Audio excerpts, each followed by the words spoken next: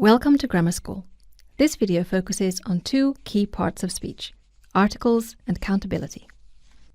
Articles, a, an, and the, can be deceptively difficult, and many people struggle to decide which one they should use, or whether they should use one in the first place. To decide which article to use, you need to know whether the noun it accompanies is countable in its specific context. First, if a noun is countable, singular, and it has not been mentioned before, you will need to use one of the indefinite articles, a or an. An before words that start with a vowel sound, and a before those that start with a consonant.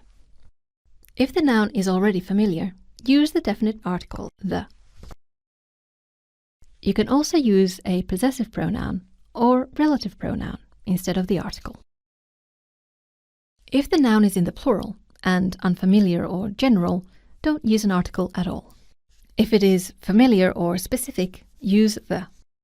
Depending on the context, you can also use amount words or different pronouns instead.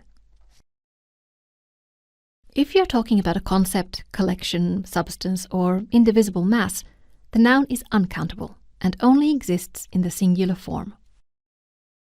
If the concept is unfamiliar or not specific, don't use an article. If the concept is specific or already familiar, use the. Note that when comparing quantity, we use fewer for countable nouns and less for uncountable nouns. While most countable nouns simply take an S to make a plural, there are some other patterns as well as many irregular nouns as well. In these cases, vowel change is common.